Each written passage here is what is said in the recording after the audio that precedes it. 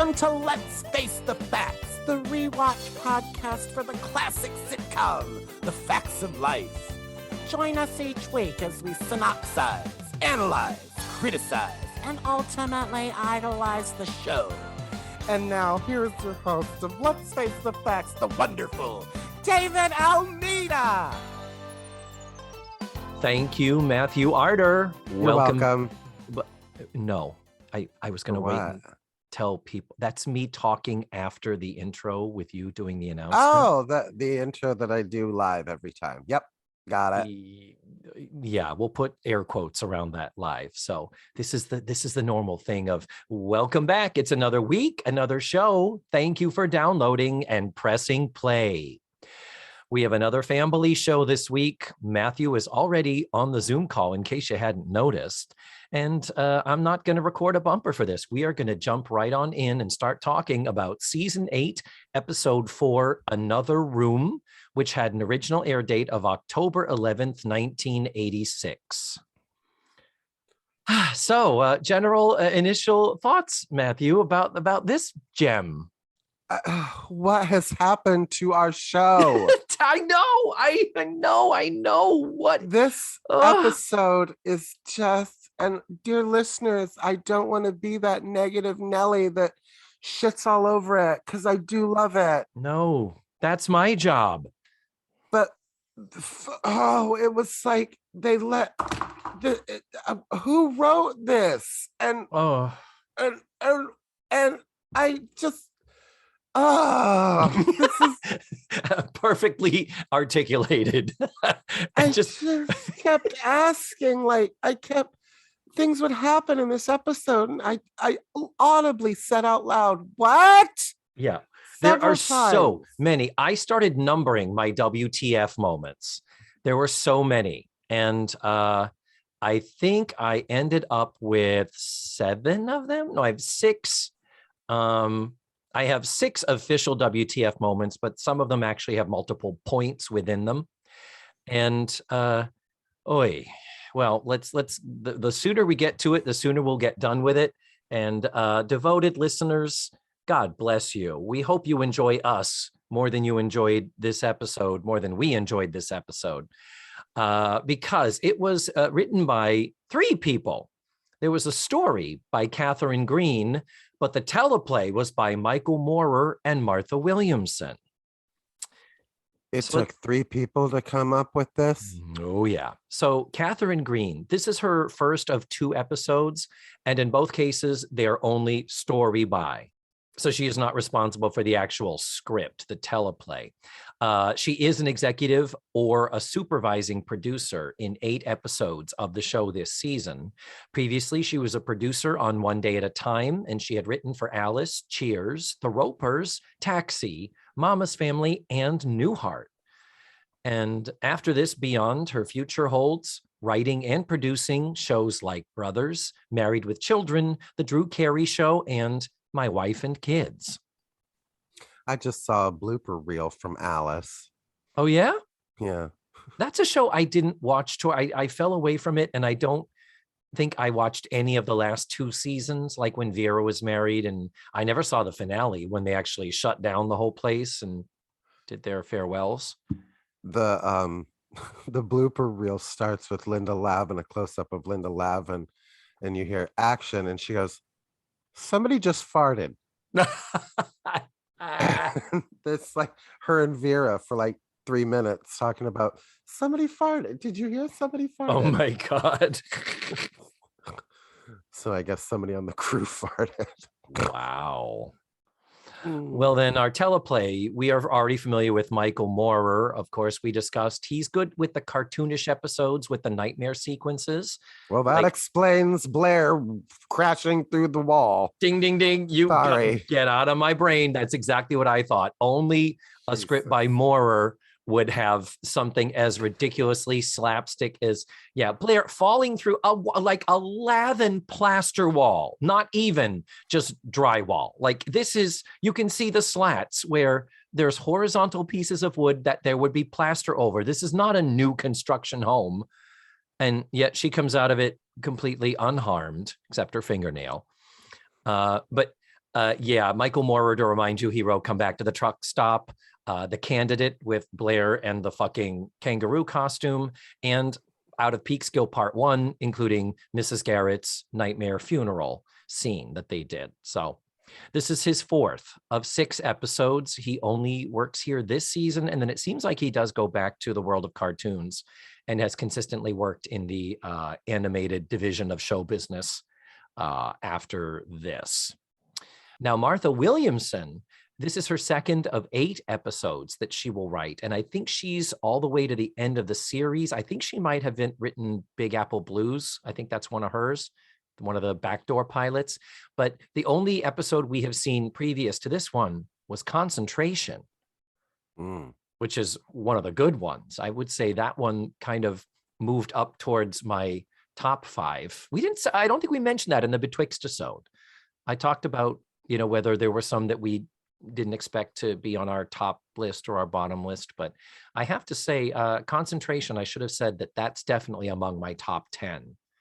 And then all we have to add to that is it was directed by John Boab. So we have John on hand. You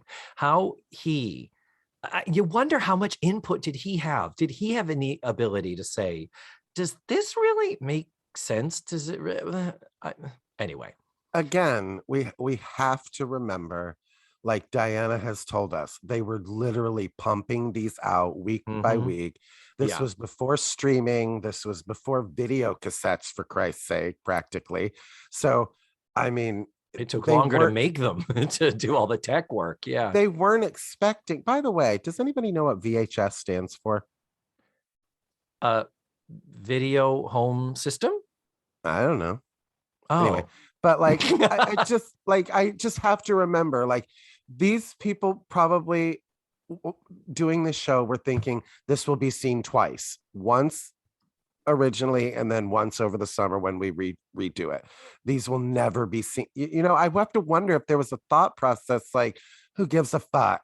Like, And there were reruns then. Come on. Reruns were, Gilligan's Island and the Brady Bunch, all of that shit was raking in the cash for those producers. You just wonder if they didn't have any faith in the longevity of this show. And if we could get into the time machine and go back and say, this show will still be so known and popular that there will be a podcast about it, and they're going to do an episode live for Christmas, for the holidays in 2021. In the future, I'm sure they'd be like, no, this shit, people like this, really? VHS, by the way, and I did have to Google it, stands for Video Home System.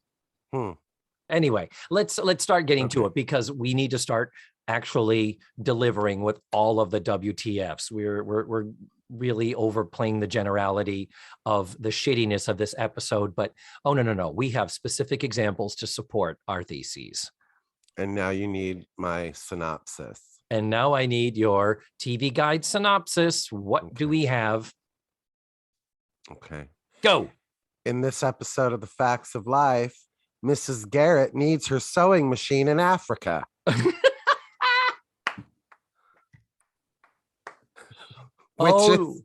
I don't know which WTF moment that is on your list, but well, guess what? number one WTF moment of many. So yeah, microscopic dissection analysis commence. We begin the episode in the girls' bedroom. Beverly Ann is doing the laundry. And to give Cloris Leachman something to do, they have her waving the sheet around like she's doing a Martha Graham interpretive dance. And God, she's good. Cloris Leachman's so fucking talented. But immediately I had questions. Thankfully, this is not one of the WTF moments. But the question was, so is she their mom now? Is she their maid? She's cleaning the sheets? Is that what she moved here for? It is explained later, but my first line is, so they brought Cloris Leachman in to be the housekeeper. Yeah, what the fuck? She could have gone to the Drummonds for that. Okay, so true. And we're going to put a pin in that. So then Jo comes in, very, very tired. She's been going to a lot of classes, having to study.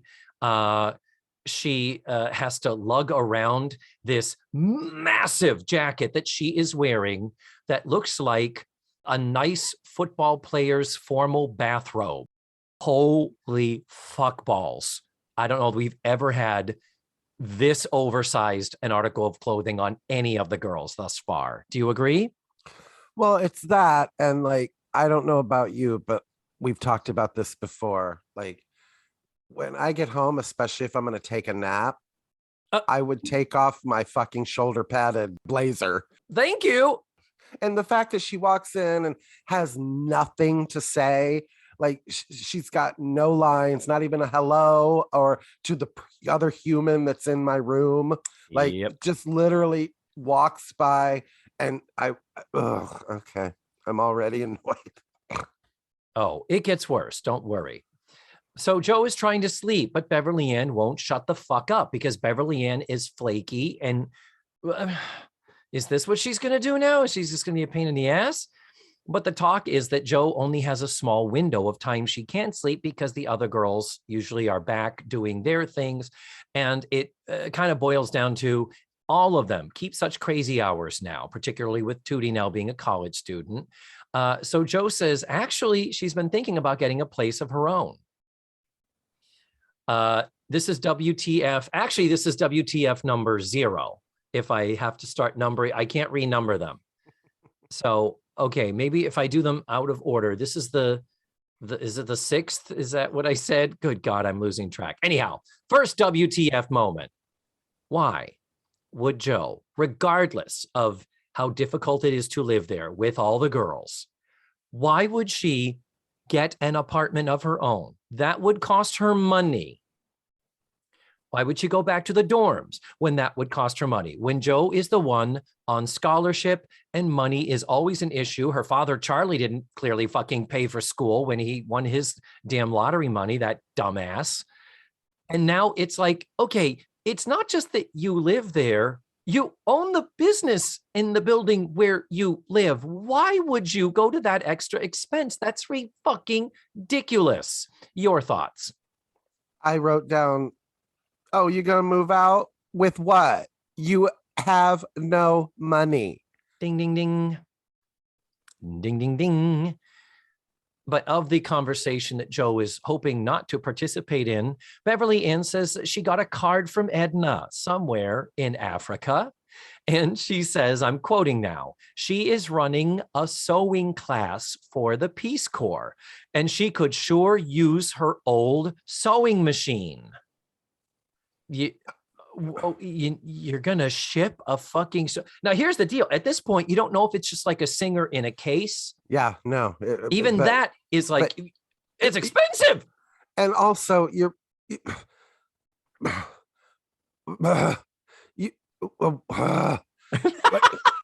it out. Use your words. I guess in 1986 was America so short-sighted that when we thought of Africa, we only thought of Ethiopia and the desert and tigers and lions and bears. Oh my, there's no possible way that there's a sewing machine in Africa. Somewhere that some other person in the Peace Corps didn't have a connection somewhere, could have it driven up on a truck from Johannesburg. I don't know. I agree with Peace Corps. Like, I don't know what the Peace Corps does completely, but like in my head, they feed and they educate and stuff like that. And maybe sewing is something that you would learn. But like, if you're thinking about like Ethiopia, where the kids have flies around their heads, like the pictures that we saw. Yeah. I'm not being racist. Like the pictures that we were fed when we were kids. No question. We were fed that everybody has flies flying around their heads. And I remember in the 80s, to look thinner, you actually trained flies to fly around your head. But the thing is, if it's, one of those, okay, the Peace Corps, they set up schools, it's education, things like that. Well, if she's running a sewing class with a sewing machine, what the fuck are you teaching these Ethiopian people? You're teaching them how to use a sewing machine that they could never, ever possibly have access to unless it was in your class? Yeah, it feels to me like a sewing class in Africa with the Peace Corps would be like, this is how you thread a needle. This Thank is you. how you sew two things together. Thank you. It wouldn't be like, okay, now you want to get your bobbin all set up and then Yeah. don't push too hard on the pedal. Yeah, the because it'll presser run through foot your now. finger. Yeah, you're going to snap the needle. And I mean, it's so ridiculous. I mean, I don't know if you had any sewing classes in school, like in junior high school, but it is a room with a row of Singer sewing machines because everyone has to, if you're going to learn to sew, everyone has to have access to it. You got to have a class full of kids or, unskilled wives. You're going to take fucking turns on one sewing machine in a class. It is such a WTF moment. And we still have, again, let's put another pin in that, different colored pin, because we're going to be coming back to some other WTFs about this. Oh, we are literally 2 lines into this episode. We are. It's terrible. So, but Beverly Ann says she can't find it. So Joe's like, maybe you should check the attic since you don't live here and you don't even know where the fuck we keep things anyway. Where did you look? Did you look in the kitchen cabinet? Anyway, again, back to, is this like a tabletop thing you could put in a case where it's like a large, heavy, oversized briefcase? Like at that point, it's not completely crazy implausible. One, that it could be shipped somewhere, or two, that it could be somewhere stored in a home where you can't quite remember where it is. Is it in the back of a closet or whatever? But again, pin put, please, people. You're going to need a lot of pins for this episode. Yeah. Oh my God. I'm going to call Natalie Dolliner, my acupuncturist, and say, could you help us out, girl? Fuck me. Natalie comes in as soon as Beverly Ann leaves, and it seems like Joe's going to have a moment to herself. Natalie comes in on her Walkman. She is singing Born to Run, some Springsteen. Now that carries over. We do know the girls are Springsteen fans. There were multiple Bruce Springsteen concerts in Peekskill that we kind of scratched our heads at variously in earlier seasons, if you remember those. But thankfully, when Tootie and Natalie come in, Tootie makes some noise and when Tootie and Blair come in, Tootie makes some noise and Natalie's like, shh, Joe's trying to sleep.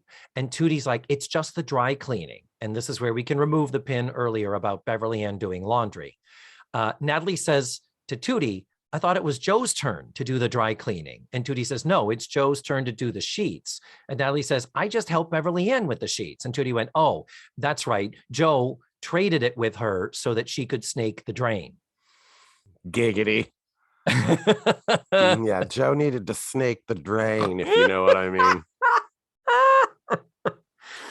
So thank God. And this is the first time ever we're getting a sense of what their lives at home are like. And again, did Mrs. Garrett clean the toilets and the bathtubs and all that shit or whatever? So I do painfully have to credit this invoice here as far as laying out that the girls do share and swap chores. That was a good thing.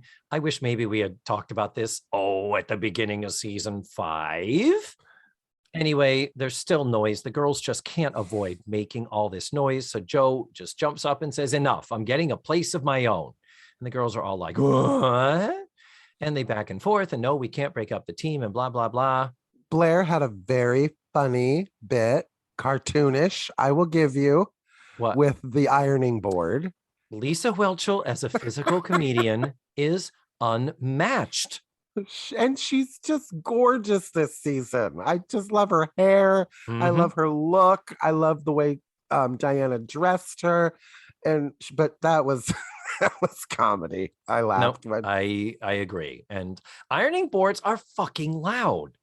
I was thinking that as well. I was like, we live in 2021 and I have the exact same ironing board that Blair just fucking pulled out. Me too. And I've had it for like 20 years. Like it's literally, I think I had that ironing board when I bought my house in 98. And I don't even have an iron anymore. I don't even iron anymore. Oh, I do. I still do a little bit. Yeah. Just no dry cleaning.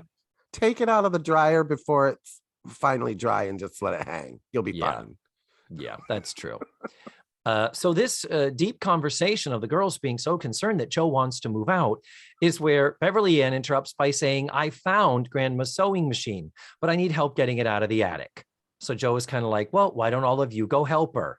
And while you're at it, go fuck yourselves and leave me alone and I can sleep. I'm paraphrasing, of course. And so off they go and that scene ends. Then we get into the attic. The attic that I think the producers, writers, John Boab directed the other episodes with Kevin, played by the wonderful Ryan Cassidy, when he briefly was living in the attic. So we know what the attic looks like. And then suddenly there is this alternate universe attic, this multiverse fucking skewed Doc Brown Back to the Future 2 timeline, where the attic suddenly is not only accessed from the left side of the screen, when before the entrance was on the right side of our screen with a few steps coming up, but it's also no longer above the girl's bedroom where it used to be. It used to be Kevin lived upstairs. Now we are later going to learn the attic is next door to the girl's bedroom. And it, what? And I'm assuming you went back and looked and compared. They are two completely different sets. Yeah, like that open fan in the back where, for the air ventilation. In this one, there's like that open fan where you could see the treetops outside. No, there was none of that in Ryan's time there. It looks, it looks like an attic. It's a standard garden variety attic, but the layout is completely different. So it doesn't make any sense. And it would be one thing to say, well, this is just the attic. It's flip-flopped or something like that. But it's like, holy shit. Wait, the later point when Blair falls through the wall, that's where I was like, what? No, she had to have fallen down and then over. And what? Well, and where's the staircase to get to that attic? Because agreed. Is there just a long hall? I don't understand. Like, makes no architectural sense. Is ridiculous. It's worse than the Brady Bunch house. But okay, then we get to okay, so that was one WTF moment. Here's the next one. The sewing machine is found. It is one of those antique, all steel, full table made of metal, where the bottom platform you put your feet on and you rock your feet back and forth. It is a mechanical turn of the century 1800s Thomas Edison freaking model antique full table sewing machine. Yeah, the questions that went running through my head when that was discovered, I was like, it would cost you less just to buy a. I mean, also, here's a turn of the century fucking sewing machine I'm going to teach everybody on. Yeah. Clearly one of a kind now. You're all going to learn on this. Never mind having to thread a bobbin on a brand new singer that like will do anything. So anyway, so many questions about that. So many questions. And we also didn't address the question of this building, for all intents and purposes, burnt down at the beginning of season 7. The girls' bedroom, which we know is on the same level as this attic, the girls' bedroom was burnt beyond, livable condition. They had to have the whole place redone and renovated. So the miracle of fire, the attic was untouched. Yeah. David. And that's typical. When your house is burned down, everything gets burned except the attic. Yeah. That's common. But so aside from how did it survive the fire, secondly, or thirdly, or whatever however fucking number here, how did it get there? Because previous to Mrs. Garrett moving into this building, she worked and lived at Eastland, and then she worked and lived at the Drummonds. How did she end up with her grandmother's sewing machine? That she had it. Didn't she have wasn't she sewing in like the episode where she makes one of the girls a dress in the first season. We might have to go back and look and see if it's the same. No, it's in the Oh, pilot, okay. remember? Because Natalie has that pretty dress that, they say she's too fat to fit in. She says, I grew out of it before I grew into it, is the terminology. But yeah, so Mrs. Garrett uses the sewing machine to tailor it so Cindy can wear it to the harvest dance. And that's where, of course, her time clock ticking kicked in. We know this, Matthew, because we only just recently relived that when we redropped season 1, episode 1. Mrs. Garrett in her bedroom had a singer tabletop sort of. But also she's visiting, so we can assume that that is not hers. At that point, she's visiting. She just started there. This isn't Garrett's Girls on Different Strokes. This is the pilot Facts of Life, roughhousing. So she lives there, but that's not if they had it, then it might be like, oh, she somehow kept it and moved it with her. But here's the deal. That is a singer table model where when you buy it, you're buying the table, desk, and the machine. It's still not something portable. It's that's where my mom taught me how to sew on a sewing machine, by the way, on one like that. I meant to go back and look because Tootie pulls out her roller skates. Were they her roller skates? They were not, no. When they're up in the attic, Tootie reminisces and looks at them. They are not the same as the roller skates she was always wearing. Oh, she says, my first pair of roller skates. So, I mean, they could predate the show, but then that would have Tootie there too early in her life. And, that would break the rule that she started there in 6th grade. And let's not go there. What have I started? Yeah. No, I'm stopping because, anyway, so the question of how does she have this to begin with? And then how did it survive? Other than it is made of all steel and probably, doesn't have any flammable pieces or components, but what the fuck? So Beverly Ann leaves the attic. Then we come back to Joe in the room. And Joe is on the phone talking to somebody about an apartment. And Beverly Ann comes in and when you look back at it, when you watch this the second or third time, as I did, this is where the kind of sweatiness of the episode comes through, where you're like, Joe, let's sit down and talk about it, to make sure Joe and Beverly Ann are positioned on that bed. And then we go back to the attic. They're trying to move the sewing machine and it's too heavy for 3 adult women to lift. But they're gonna box that bitch up and ship it to Africa. They're gonna get a crate apparently and send it on a friggin' freight boat. That's not gonna cost $15,000. Jesus. So then, as they're trying to lift the thing, we have another WTF moment where Blair is suddenly like, "Wait a minute, wait! I hear something. I hear people talking," and then she goes over and listens to the wall on the right side of the screen, and she says, I can hear Joe and Beverly Ann talking.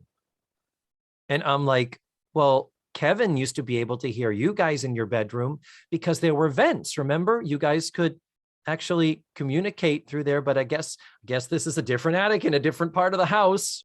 But Blair hears them through the wall. Well, yeah. Do you not know what rooms are up against the other rooms in your own goddamn house? I'm sitting here going, I know my bathroom is on the other side of this wall. When I'm in the living room, it's like, I know my shower is here. My closet is, it's like, what? Maybe she just never been in there and heard somebody in the other room talking. Like, yeah. Have you ever been in your house and been like, oh shit, I can hear that person farting in the other room? I mean, maybe. But whether or not I'm trying Blair, to find the benefit of the doubt for something in this episode, David. I'm trying. I'm going to do you one better. Another WTF moment. In the previous scene, when they first discover the sewing machine before they start to move it, Blair says, I've never seen one of these before. And she says, come to think of it, I've never seen a sewing machine before. Your father's business's Warner Textile Foundation. He was fashion in season 1, and then he just became textiles. In the course of all the alleged executive positions you have held with your dad's multi-quadrillion corporation. You, Blair Warner, have never seen a sewing machine. And also you went to a girls' school.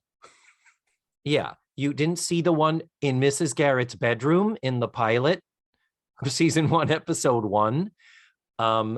Did you not? This is that stupid shit of, remember the episode when there was the rainstorm and the flood, and they hand Blair the plunger, and Blair says, "What is this?" Blair did not know what a plunger was. It's like, oh, you've never goddamn watched a TV show ever? Fuck you. Come on. I remember being really pissed off at that at the time, and I'm still not over it. So now we have another one of these. Oh, come on. It's one thing to say she's rich and she's not been exposed to certain things like, Kraft macaroni and cheese. And the joke writes itself. She could have said, I mean, if you had to have her say something, which I don't know that you did, like, why wasn't the joke, we're shipping this to Africa? Thank you.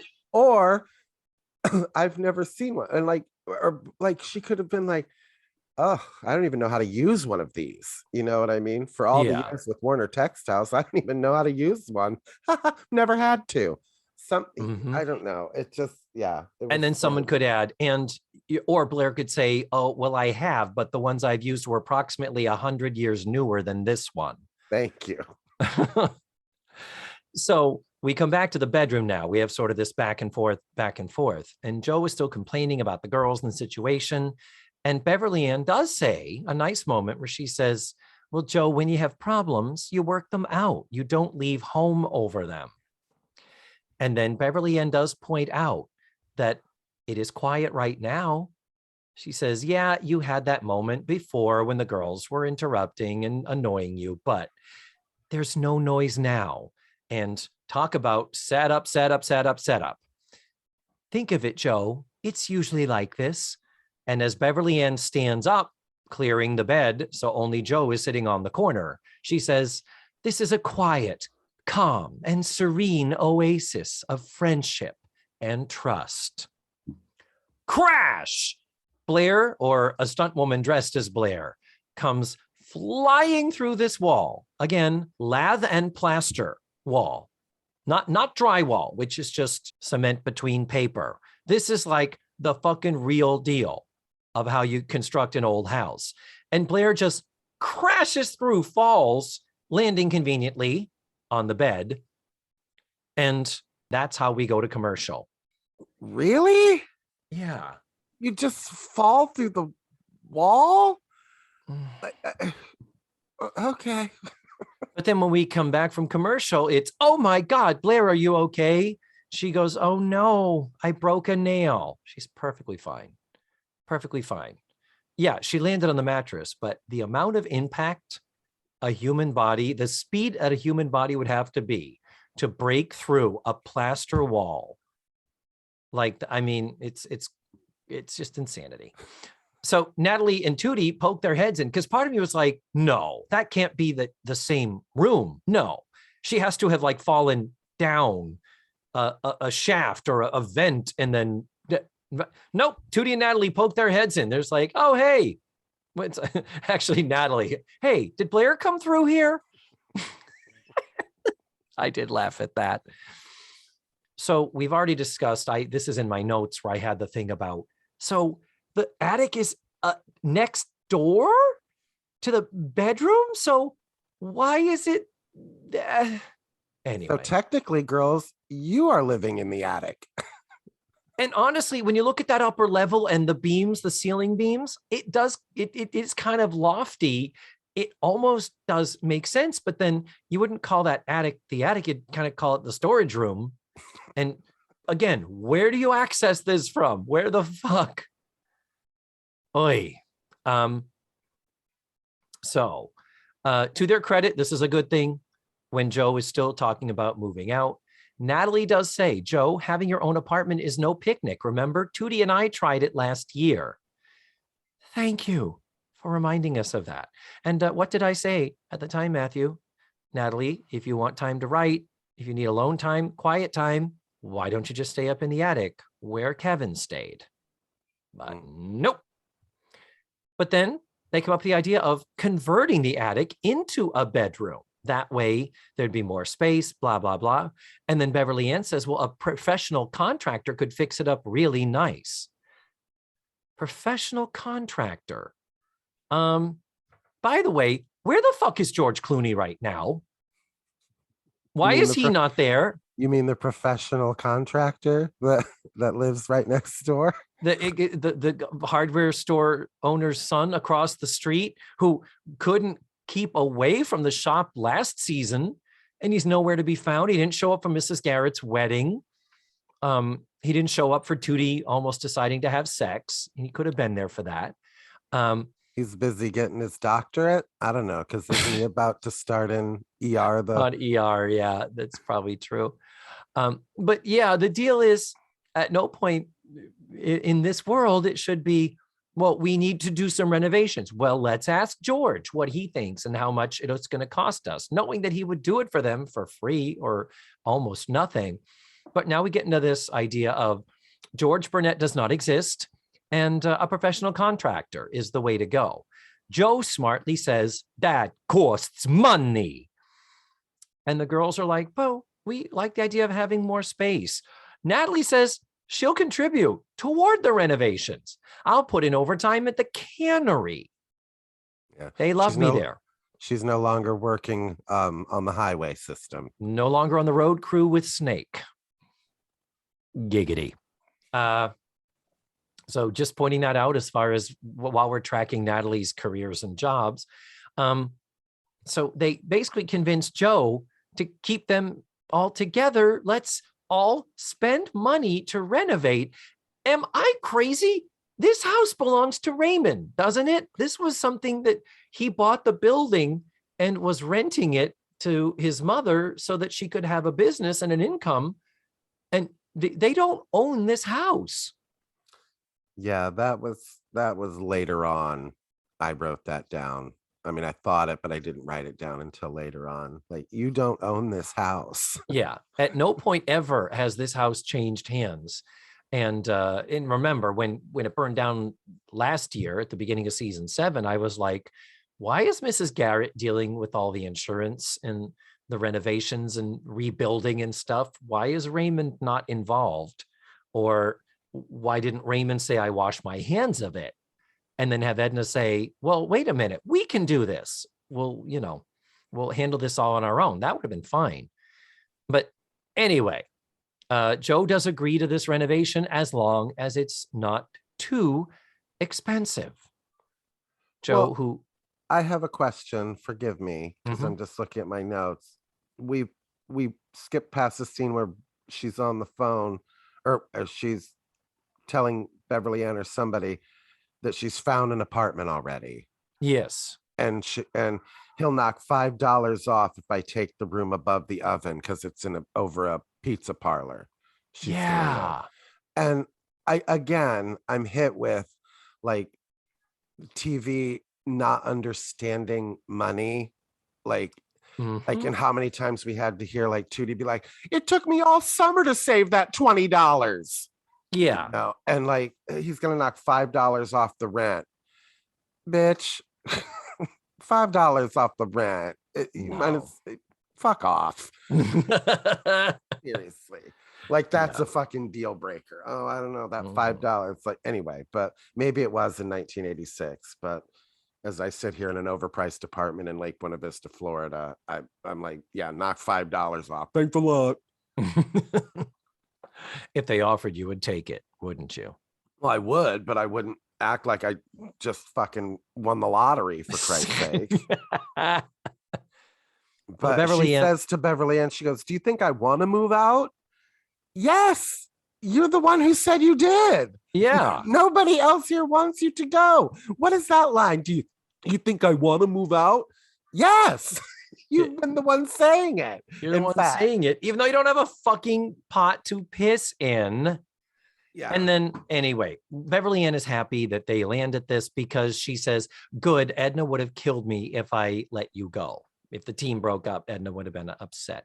So then Natalie says, can we fix it up any way we want? And Joe says, within limits. Yeah. It's like you set a budget, people, and you say, you work within the budget. And you don't have to live in there, Joe. Yeah. Because so they I don't care if you convinced put a fucking sling in the corner hanging from the ceiling, Natalie. For Christ's sake, it's your room. What do you mean, can we fix it up any way we want within limits? Oh, what? Fuck off, Joe. I've had enough of Joe this episode. Well, it's just because none of it makes any sense. It's not even that she's behaving badly. She's just behaving like nothing is connecting to reality here. And what we missed was that Blair and Joe quickly hit upon the fact that, well, actually, since we're the oldest ones, we should stay in here.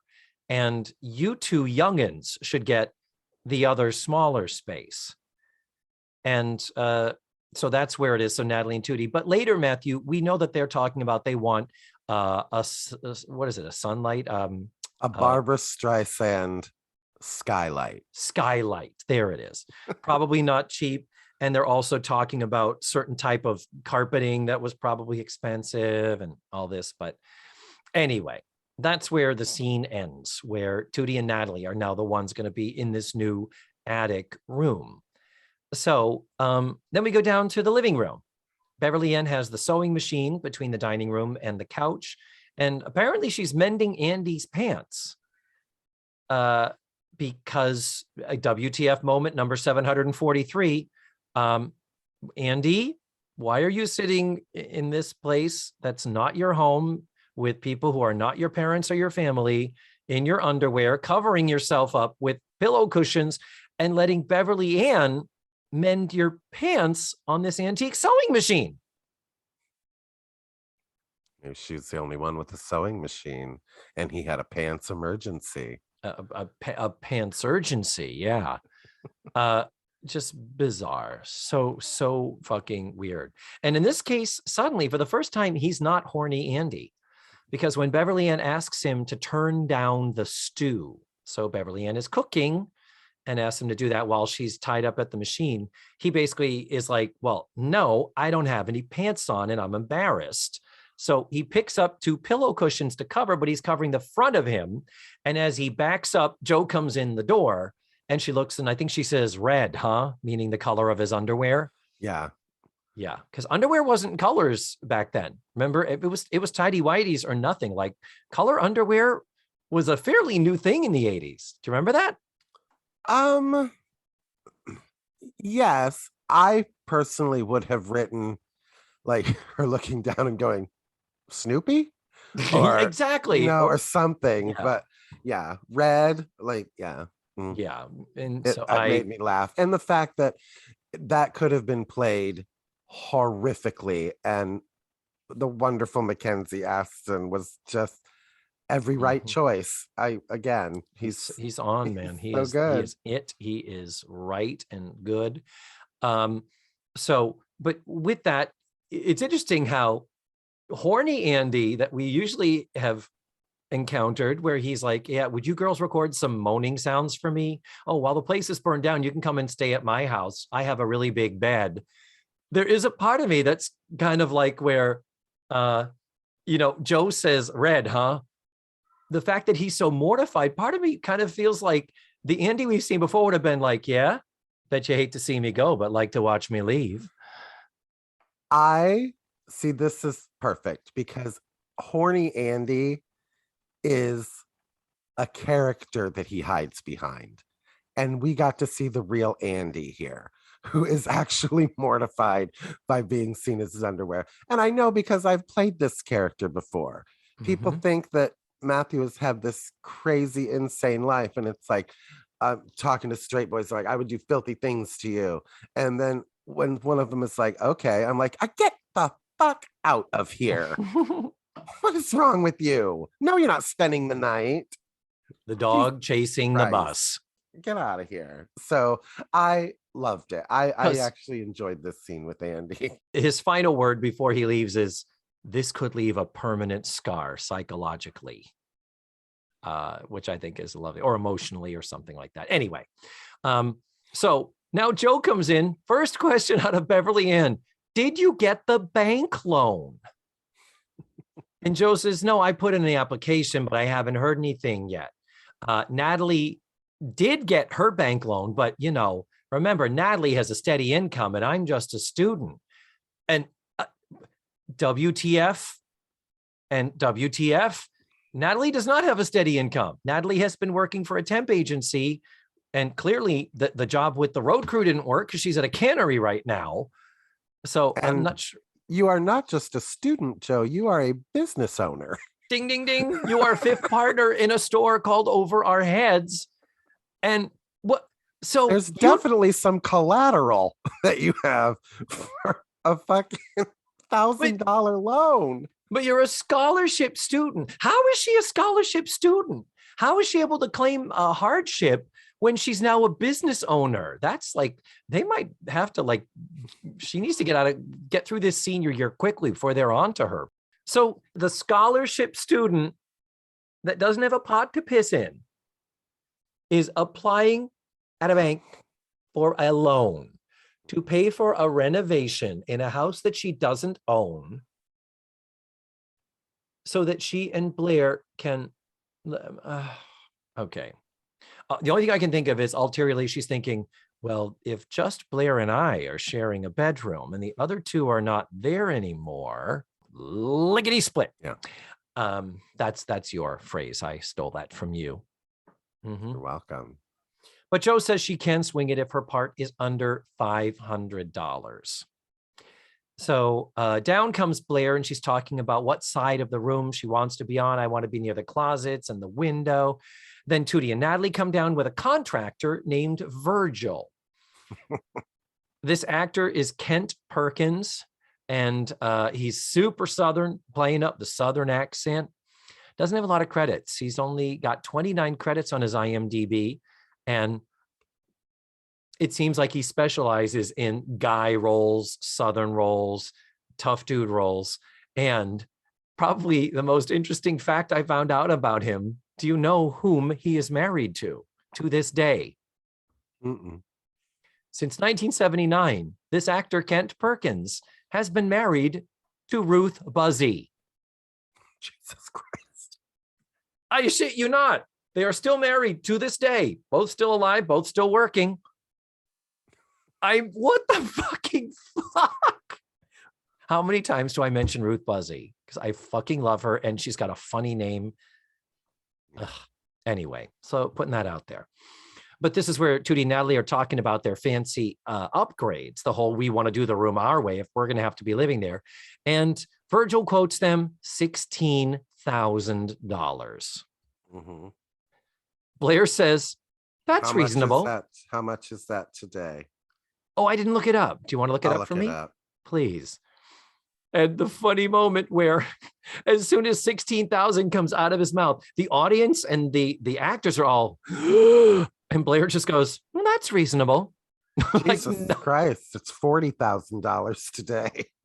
I mean, I'm sorry, $40,000 today, you could gut a bathroom for 40. You could do a cheap kitchen refresh with like prepackaged cabinets, no custom cabinetry. But if you do, economical flooring, economical backsplash, find a deal on your appliances. And didn't they build the whole store for $10,000? I feel like they did. Like that. You're right. I think they did. And this is literally an attic. So the structure is all there. They added the door, we later find out. But it's, they were adding some electrical. Blair mentioned, look, just some walls and a few plugs.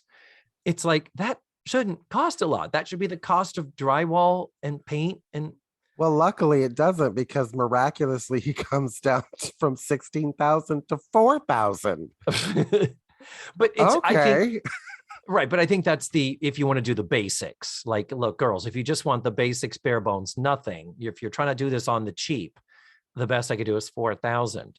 And the girls are like, okay. Tootie says, I have my savings bonds. Like you said, she spent an entire summer saving up $20 for something. So yeah, Tootie, if you have $1,000 in savings bonds, why did you and Natalie have to work as fucking bus girls in the Catskills when you met Jazzbo that year? But anyhow, Natalie says, I have my loan. And Blair says, is cash okay? As she reaches for her purse. I'm sorry. The idea that Blair Warner would have $1,000 in cash sitting in her purse. Of course she would. Remember, her allowance in season 4 was $10,000 a month. Yeah. We discovered that in Daddy's Girl, the one where the dad was having some tax auditing going on. But anyhow, it ends with all of them like, yeah, okay, $4,000, that'll work. And Joe is very perturbed. Next scene, upstairs, construction's going on. The wall over the bed that was crashed through has been fixed. Next to it is the new door leading into this new bedroom. WTF moment number 10,040. So you say it, you say it. How is this better? Because they're still going to be plowing by your bed to get to their room. There's just now a door. Thank you. It's like, so you have to, well, unless, you know, well, why put the door there? Or at least say, well, we're not going to use this door. We're going to use that other magical stairway that led up to the attic in the first scene. It is absolutely fucking ridiculous that there is a door to basically make a bedroom beyond another bedroom. Yeah, you're now staying in what do they call an adjoining room in a hotel. Yeah. And if Joe and Blair are in this room where we're seeing most of the action, the fact that you voluntarily said, no, we want this room and not the new space.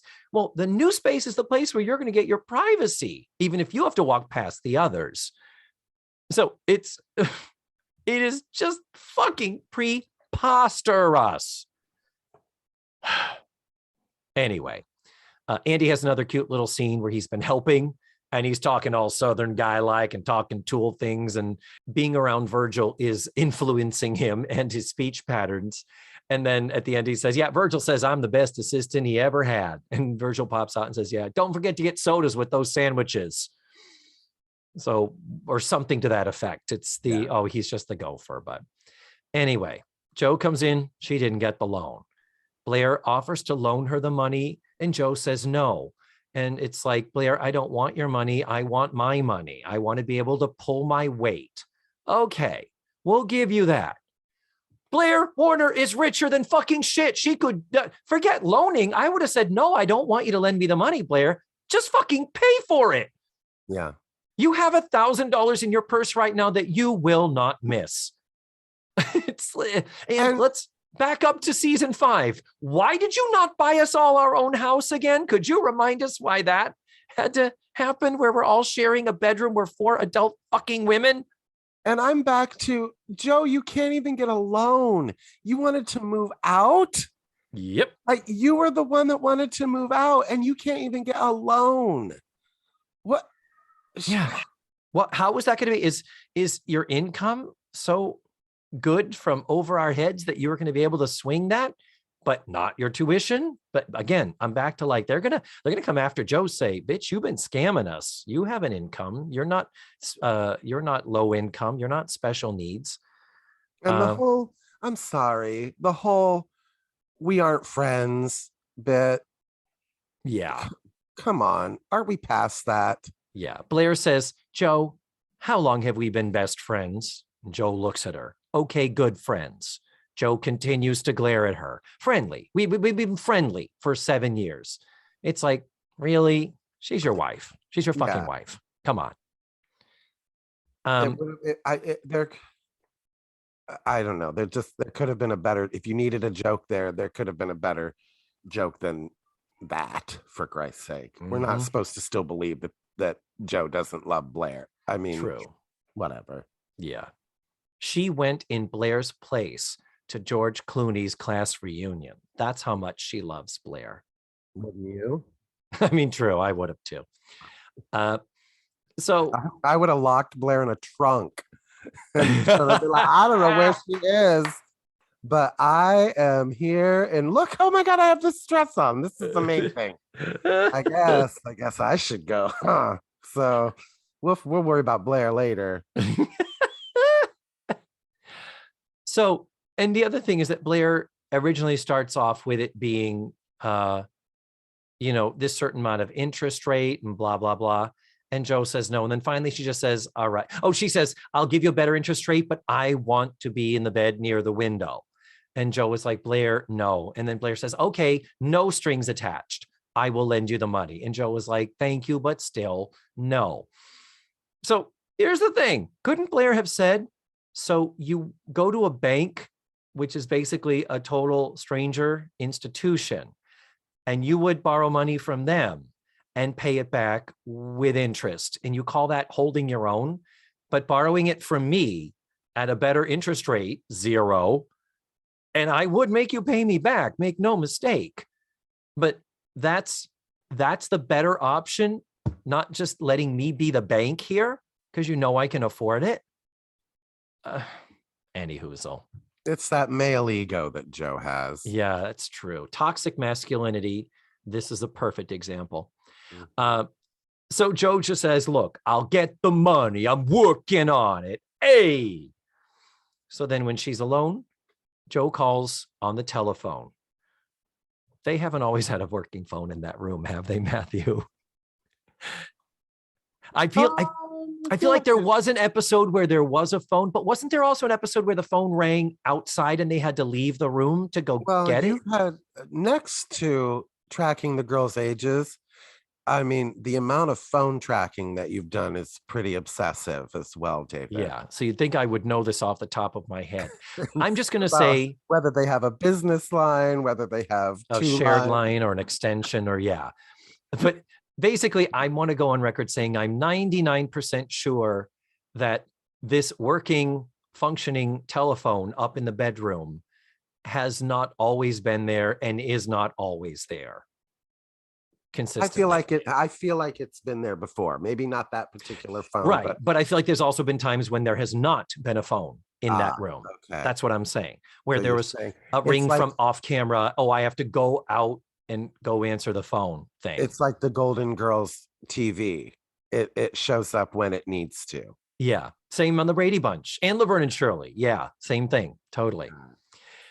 So Joe is alone now. She gets on the phone and she dials and calls a guy named Hank.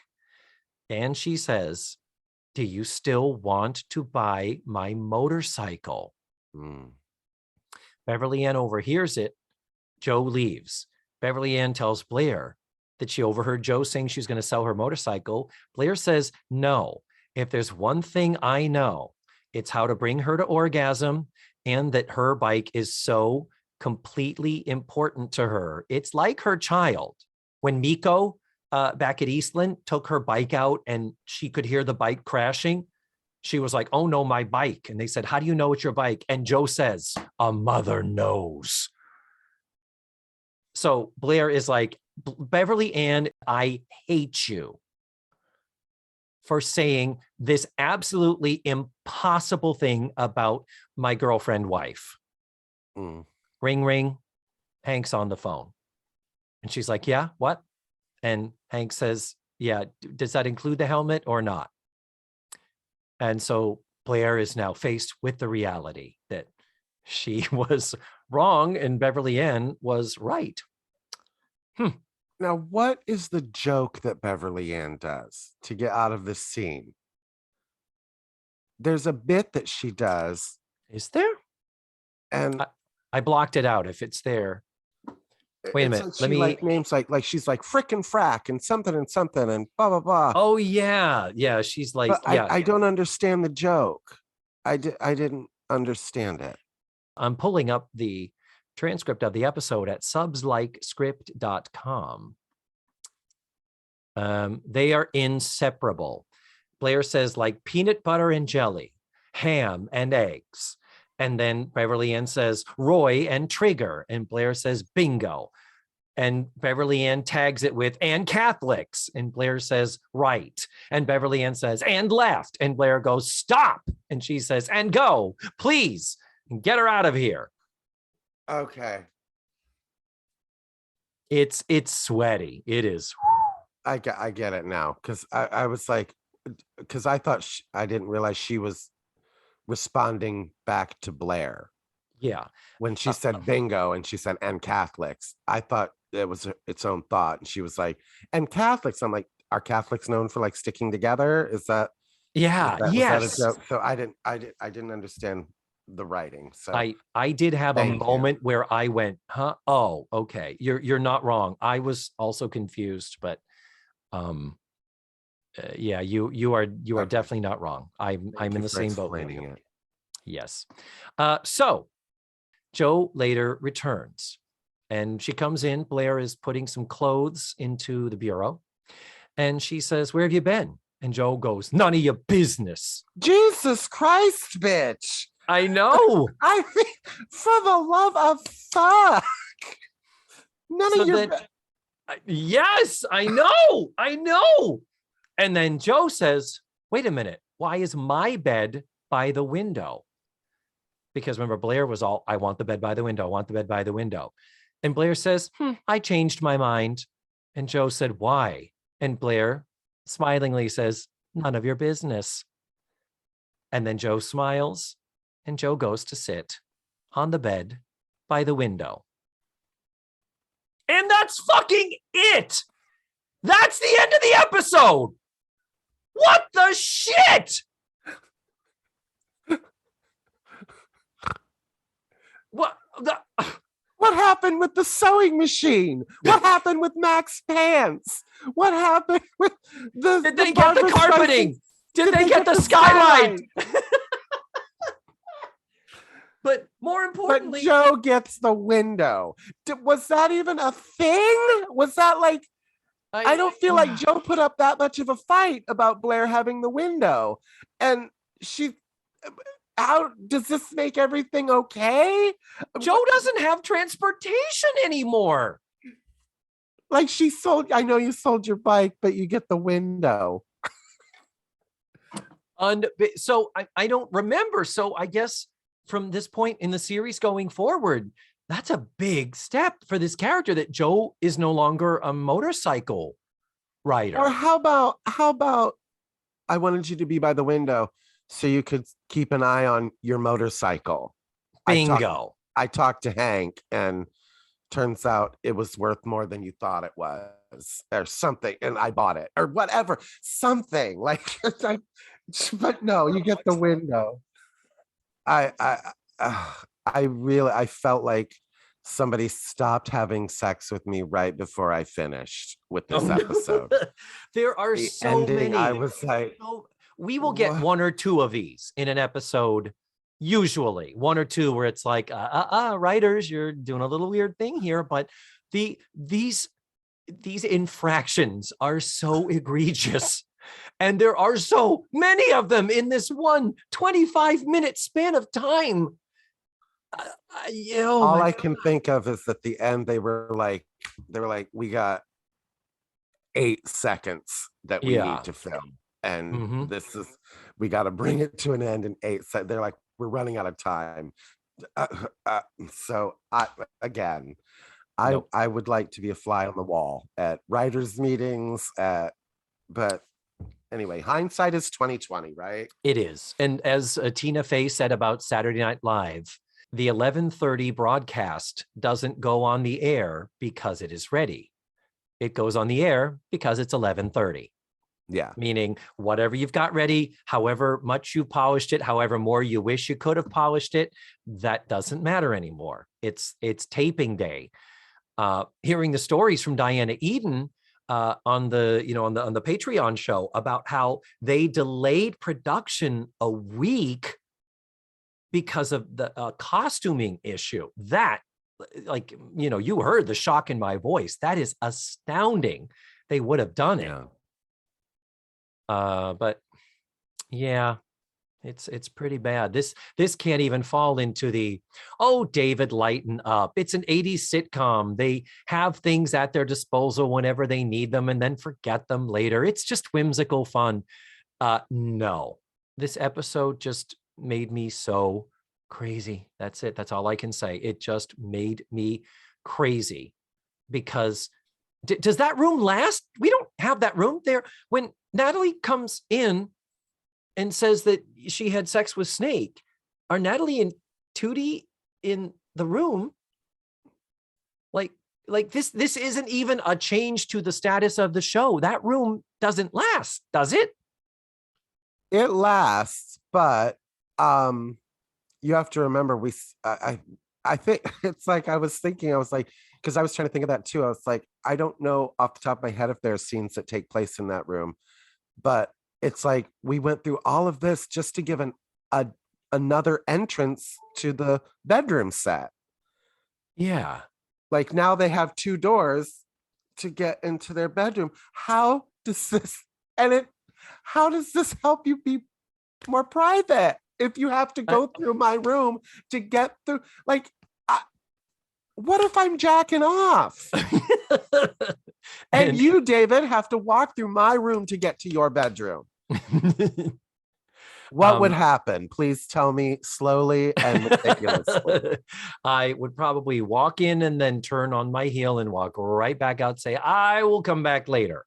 You would walk by, look down and go, red, huh?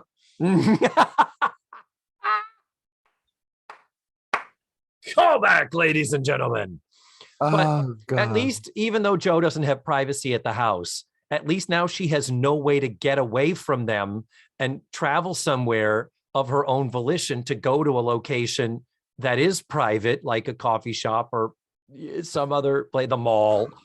Or the Spencer's Gifts that is just below you that sells coffee and it might look like there's a customer in there, Joe, if you were just sitting there reading at the table.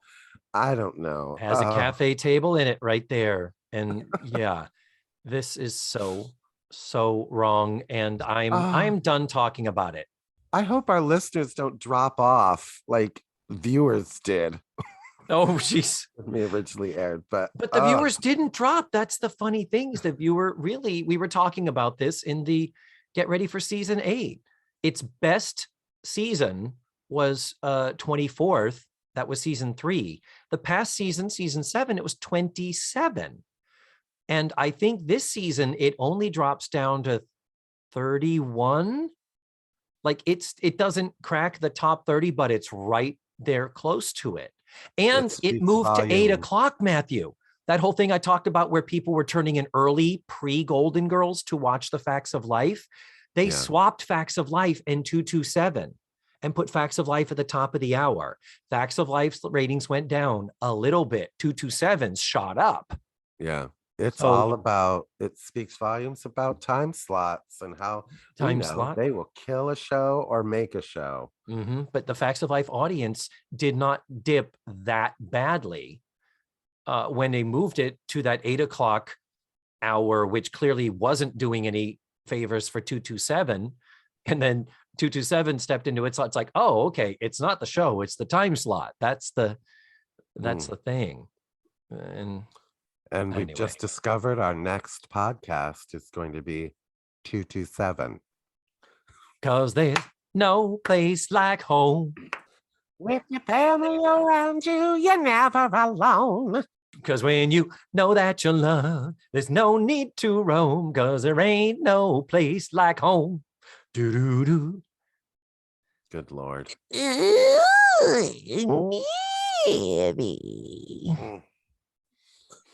No extra charge for my Jack Hay impression, ladies and gentlemen. That was my New Year's gift from me to you. I'm still loving the gift of your Cloris Leachman. Matthew. Yep. Happy fucking New Year. Oh, Happy New Year, David. It never even occurred to me I would have the pressure, the demand, requirement even of doing a competent Cloris Leachman impression. I don't know how to do that. I don't. Oh, well, you're nailing it. So keep up the good work. Yeah. See if I stay in the room next time I walk in while you're jacking off. All right. All right, ladies and gentlemen, this wraps up another show. And again, we are bumper free. So next week, we're going to be watching season 8, episode 5. Oh my God. Off-Broadway Baby. Yeah. Are we already up to cinnamon? Are you allergic to cinnamon? You're going to wish you were. Oh, you know how we talk about how good of an actor Mac is? We need to start finding antonyms for those praising words. Oh, But yeah, that's what we're going to be watching next week. Of course, look for the link to the Daily Motion video of this episode in the show notes.